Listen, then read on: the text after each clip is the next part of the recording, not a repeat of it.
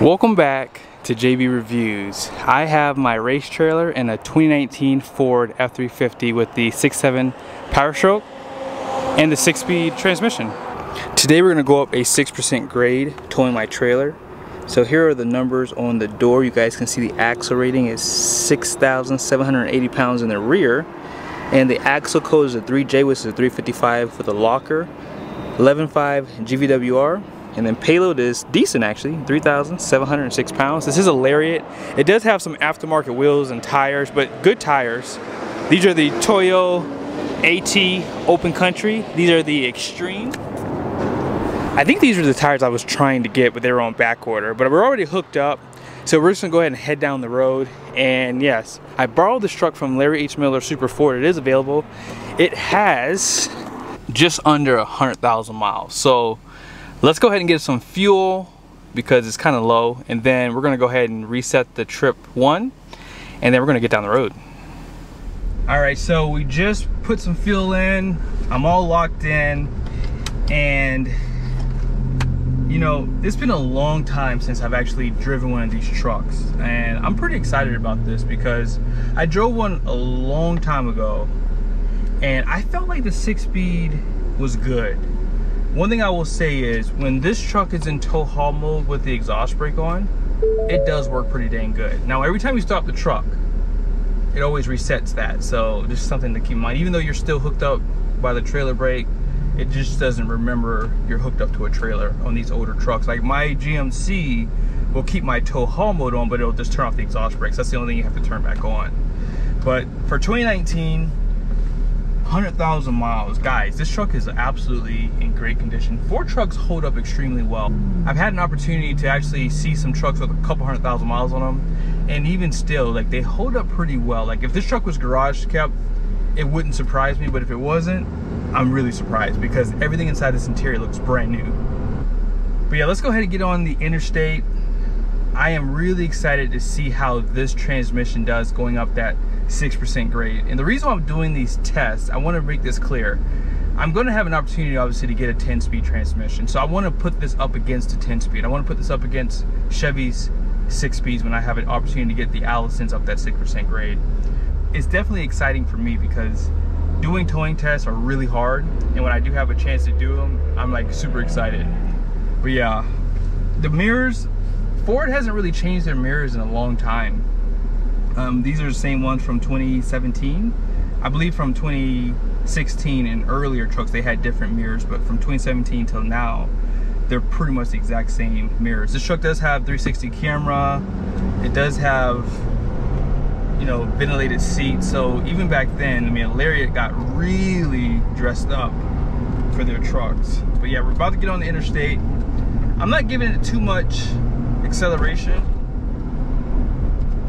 but I gotta go, actually I have to go this way. Oh yeah, wide open throttle. Oh yes. You know, it's no high output power stroke, definitely not, but this trailer's heavy. I know a lot of times people will say that, oh, my trailer, you know, is heavier than yours, and I can get up to 65 miles an hour when I did the Chevy test. The difference between your trailer and my trailer are two different things. The difference between my elevation and your elevation are two different things, even though someone did say that they were at like 7,000 feet.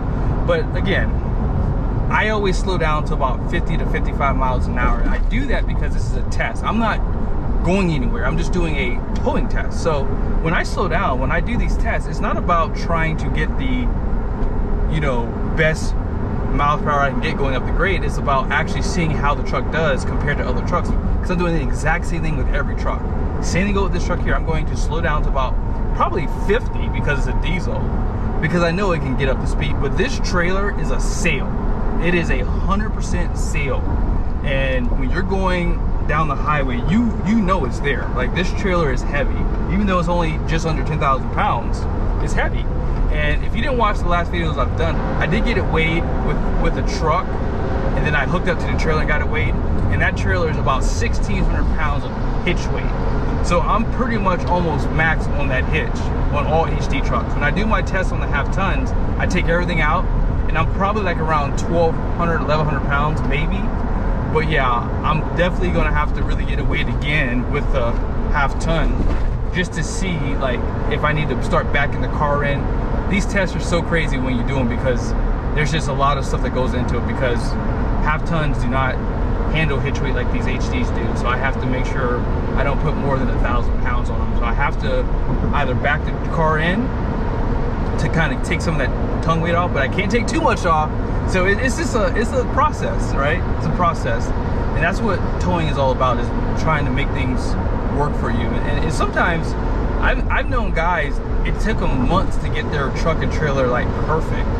You know, this trailer, because it does sit lower, because it does have spread axles, it tows extremely well. But yeah, about 1,600 pounds of hitch weight, about 9,500 pounds of total weight. Yeah, it's a heavy trailer. The first few videos I've done have been with gas HDs and Super Duties. Now we're using these diesels now. Now, here's the beauty about a diesel. You see those RPMs? You see how low they are? That's why you buy a diesel. Like, if you do a lot of towing, this is the truck you want to buy. Like, I do a lot of towing. I mean, 50%, or well, I would say 40 to 50% of my mileage on my trucks are typically towing. And so for me, I like the idea of having that extra torque that this truck has. Now, when I do wide open throttle, I mean, even though it doesn't seem like much, this sucker is getting up to speed. Like, look how fast I'm getting up towards this semi truck. Like, if I need to pass somebody, I have all that extra torque. Now, the horsepower on this truck, I believe it was 400. I'll tell you guys in the video at some point. I just forgot. I don't remember these older trucks, but yeah, I think the torque was like 935 back then, which is phenomenal. I mean, that is great torque. And you really can tell how much more torqueier this engine is. Even though it's down compared to the newer ones, it's still torquey. And the best thing about this transmission is it doesn't really get over 3,500 RPMs. So the engine's not loud, so when you're climbing grades for 5 and 10 minutes, you're not hearing the engine scream as much as you would on a gas engine. So hopefully you guys will be able to see some of the views here. I just want you guys to see just how beautiful Utah is.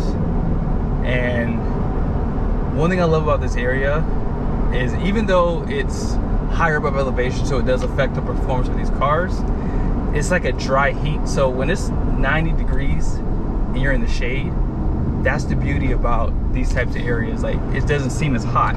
Now, here's a prime example right here. Now, this semi truck is going super slow. Hopefully you guys can see it on my camera.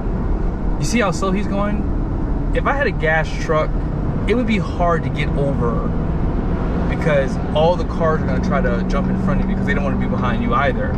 But you see how quickly I can get up the speed and get around him and go? I mean, granted, I'm not going up much of a grade. I mean, I'm climbing a little bit, but it's not much. A gas engine Super Duty HD truck, they're gonna have a little bit more problems getting up even these slight grades, especially at these higher elevations, because the horsepower gets affected so much, but the torque on these engines is bar none. Now, this does have the overloads, as you would expect for it being a 1-ton. Now, they're not really making contact because it's only 1,600 pounds of hitch weight back there. Now, if I had extra stuff in the bed, if I had a four-wheeler back there, whatever, that would probably put it right there, because that would be a little bit over 2,500 pounds probably with the four-wheeler and some other stuff back there. But so far, so good. I really enjoy towing with diesels. Like, a lot of guys out there always ask that question: should I go with diesel? Should I go with gas? As I said earlier, if you do a lot of towing, I wouldn't get a gas truck. I'm just being honest here. I just wouldn't. I know that diesels have more added expense, but if you're towing a lot, this is what you want to be using. You want to be using a diesel powered truck. Now, if you're only towing a few thousand miles a year, or even 5,000 miles or less, I would say 5,000 or less, that should be enough for a gas truck, because if you're not doing long distances, fatigue kicks in real quick when you have a truck struggling to get up to speed. Like, it's just more stressful because you're having to get around cars are trying to get around you, you're holding up traffic, people are honking at you, flicking you off. When you have a diesel, you can get around cars really fast. And that's the difference between the experience with towing, is having that extra power. Even though you're going to have more of a headache because all the emissions crap, all the extra maintenance costs, right? This truck has a lot of oil. I mean, it uses a lot more oil compared to the gas engine, so you're going to pay more for oil changes, right? In the colder climates, you have a harder time getting the truck started. Although that's not a big problem today because they do have pretty good systems in them. But unless you're like in Alaska where it gets down like to -40, or any part of the country where it gets down that cold, you will have issues. But for the most part, diesels are really still the best option for those who tow a lot. Now these tires are not brand new, guys, and they probably have maybe 20,000 miles left on them. But you guys can see 35 by 12.5, 12 ply, and as far as the towing numbers go, they're right here. Hopefully you guys can see it. 3,640 pounds at 80 psi. It was upside down, so I couldn't really see it. Now, I don't think this truck is leveled. It doesn't look like it is, but it does have Bilstein shocks front and rear. You guys see this? Someone broke down in the middle of the highway, okay? These are the types of things that you have to think about when you're towing. Now, we're pretty much on a pretty steep grade, I would say, right? Now, wide open throttle. This is why you get the diesel. If you lose your momentum, it's possible it will happen. Like, you might lose that momentum. So when I do my test and drop down speed, you guys get angry. I mean, that's a real world test. I'm sorry. Sometimes you might get slowed down all the way down to 5 miles an hour. And with the diesel, you see that? Like, it just takes no time at all. Now, hopefully you guys saw that feeling comment, right? You might think we're driving a gas truck, but yeah, that's a great example of what happens sometimes when you're towing. Sometimes you don't plan to slow all the way down, but you might have to, because you don't know what is ahead of you. In 2019, the 6.7 PowerStroke had 450 horsepower, which is absolutely insane. 935 pound-feet of torque, 6-speed transmission. I think the first gear is like a 4.17, I believe. It's pretty deep. 16.2 to 1 compression. Yeah. They have not come that long of a way when you think about it. It's insane how much power these trucks had, even just 5-6 years ago. We've just made it to the grade. I'm gonna drop down to 50 right here. Here we go. We're in 4th gear. I was kind of hoping it would have dropped down to 3rd, but it's okay.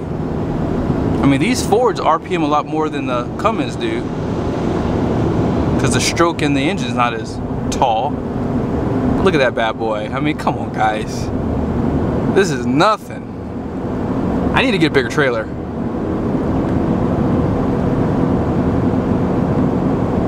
Yeah. The 6-speed is holding its own. It's still in 4th gear. Uh-oh. It's kind of hit a brick wall right there. This is where that 10-speed, I cannot wait to show you guys the 10-speed. Now, my friend will probably chime in to talk about that 5-speed to 6-speed change back in the day, right? That was a big step, going from that 4, 5, and 6. I mean, that 6th gear made a huge difference. I'm willing to bet you a 5-speed would probably be doing 5 miles an hour less than this, possibly, especially being down on horsepower and torque. I mean, we got up to grade really fast today. This is amazing. I might be able to grab lunch today. Okay, here we go again, 63. And we're doing wide open throttle, guys.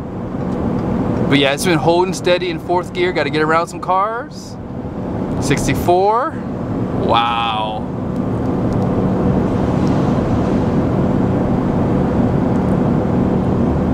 $65. Wow, look at that. I was not expecting it to get there, but it did. And I mean, there's definitely more power in the broadband there, but yeah, that is amazing. Wow. We're pretty much at the top. I'm still holding it steady. But yeah, 65 miles an hour. I cannot wait to do a test comparing the 10-speed. They do have a truck there, and hopefully it'll still be available when I have a chance to do a towing test. But yeah, that's amazing, guys. I absolutely cannot wait to do that 10-speed and power stroke. Like, that is gonna show you guys just how amazing that 10-speed has come. Like, it's insanity. And this truck did phenomenal. Like, make no mistake about it, to get up to 65 miles an hour from 50, that's big. And as I said, this trailer is a sail. It sits low and is long, and it's 9,500 pounds, 10,000 pounds. That's a lot of weight, guys. So insane. Let's go ahead and check out the temperatures and all that good stuff on the truck right here. So oil got up to 232, transmission is 228. All right, let's go ahead and check out that rear axle. Oh, they put Bilstein shocks on this truck too. So about 190 on that axle. Check that out. This truck rides great.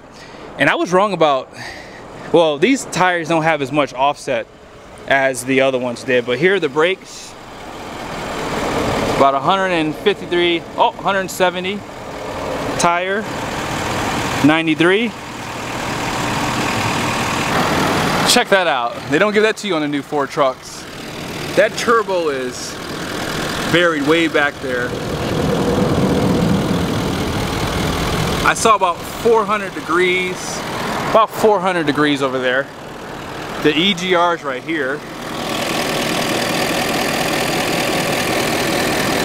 Not too hot. Intake right there. Those are pretty good temperatures on the outside. Here's the most important part about towing. Being able to go down a grade and maintaining the speed. So I'm gonna lock it in to 65. Actually, I'm gonna lock it in to 60 miles an hour because we're already going a lot faster than, well, not a lot, we're going like 65, but yeah, I'm gonna put it down at 60. You just drop down the 5th. Oh, there you go. There you go. So yeah, the 6-speed is better than the 10-speed, you know. That's what I'm afraid of with the new Cummins that's supposedly going to have that 8-speed ZF transmission. You guys see that? It literally just dropped down the gears. It used the exhaust brake. I actually felt the exhaust brake too earlier today when I drove.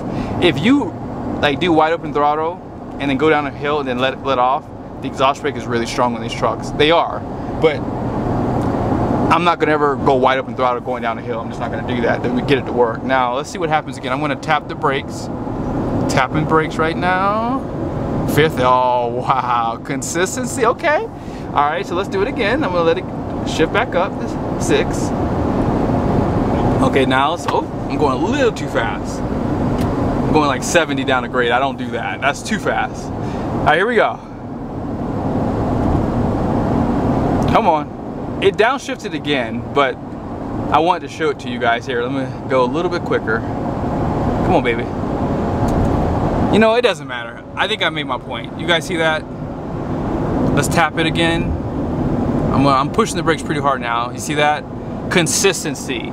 That is very important. You know, that's the only negative to the 10 speeds. The 10 speeds don't do nothing. They just sit there and just hope that the exhaust brake does the rest for you, but it doesn't. I mean, it's enough to get you like decelerating, but it's not enough. Like if you're going down a steep grade a little too fast like I was, I like the idea of knowing my transmission is going to downshift. Like it's in 4th gear right now, and it's maintaining my speed. You know, it's not really going down below 60, but you know, it's maintaining. Now when I do a Cummins, the Cummins is almost too strong because it will slow you down too much, right? So you have to keep it in automatic because this truck too has a dual stage exhaust, so it has automatic as well. So when you tap the brakes, it starts to downshift for you. Actually, I'm tapping the brakes now, nothing happening. Dang. Well, I guess the full exhaust brake is better than the automatic for sure. I mean, automatic might work better with cruise control. That's probably what that's really for. But yeah, this truck performed well, guys. It really did. Here we go.